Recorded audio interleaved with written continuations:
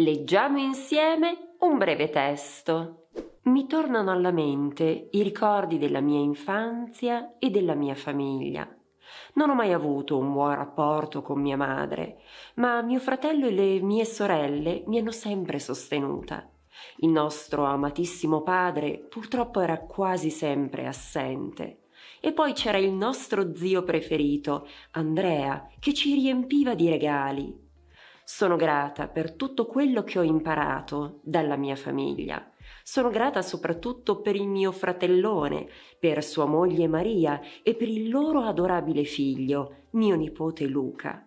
E anche se non ci vediamo spesso, il loro amore e il loro supporto mi hanno resa la persona che sono oggi. Abbiamo visto molti aggettivi possessivi con nomi di parentela. Oggi ti aiuterò a capire quando l'articolo è necessario. Ciao, io sono Eli e aiuto gli studenti di italiano a parlare in modo sicuro e fluente. Ma cominciamo dall'inizio. In italiano con i possessivi si usa l'articolo? Sì, si usa. Diciamo per esempio la mia macchina, la tua casa o anche il loro gatto. Ma c'è un caso in cui devi fare attenzione, è quello dei nomi di persone di famiglia, ovvero i nomi dei cosiddetti parenti.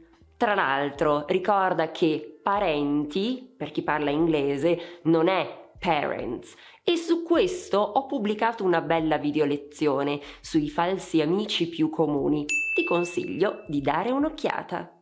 Ma vediamo quale regola dobbiamo applicare con i nomi di famiglia.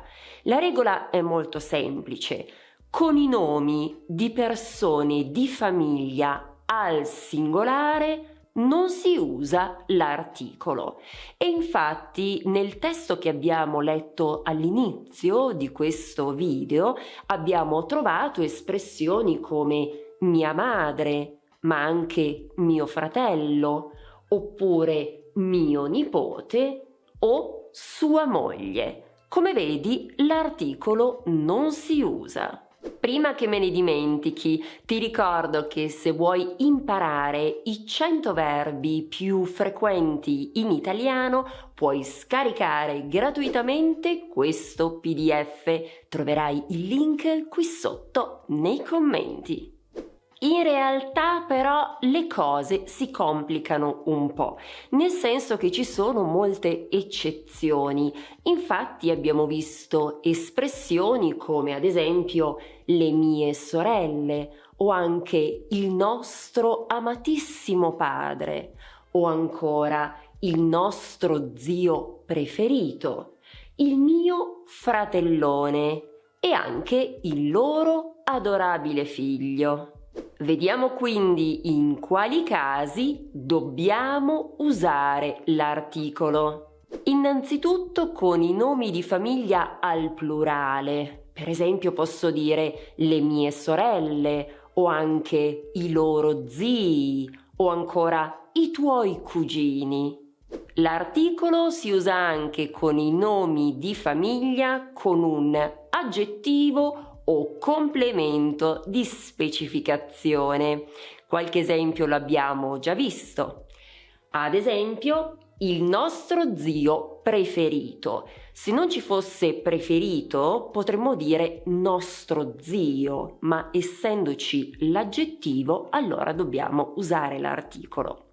Un altro esempio è il nostro amatissimo padre. Anche qui altrimenti potremmo dire nostro padre, ma essendoci amatissimo va l'articolo.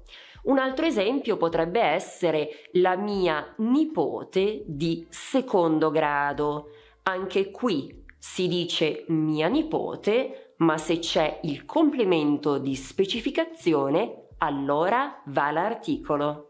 Anche con i nomi di famiglia alterati si usa l'articolo. Ecco perché, per esempio, diciamo il mio fratellone, e questo l'abbiamo visto nel testo, ma potrei dire anche la vostra cuginetta o il mio fratellino, ad esempio.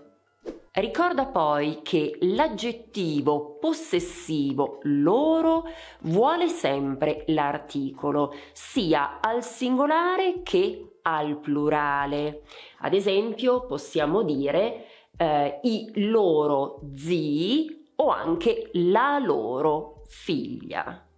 Infine, e questo forse ti può sorprendere, l'articolo è obbligatorio anche con mamma, papà e babbo. Per chi non lo sapesse, babbo si usa per esempio in Toscana e in altre zone del centro Italia. È corretto dire pertanto la mia mamma e mia madre. Ma ricorda, la lingua non è un monolite, la lingua evolve, cambia nel tempo e quindi se una volta questa regola era molto rigida, oggigiorno non lo è più. Sono tanti gli italiani che dicono mia mamma.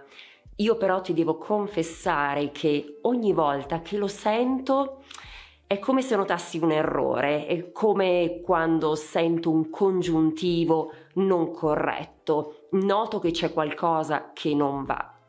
Ma vediamo il punto di vista di Luca Serianni, che è stato uno dei più grandi linguisti italiani. Tra l'altro Serianni è scomparso da pochi mesi, da meno di un anno.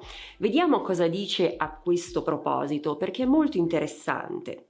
Fatto sta che i tipi mia mamma, mio papà devono considerarsi pienamente accettabili, sia per la loro diffusione attuale, sia perché sarebbe vano pretendere di legiferare grammaticalmente in un ambito come questo, così intimamente legato agli affetti familiari. Pertanto non ti preoccupare, se dici mia mamma e mio papà, va bene.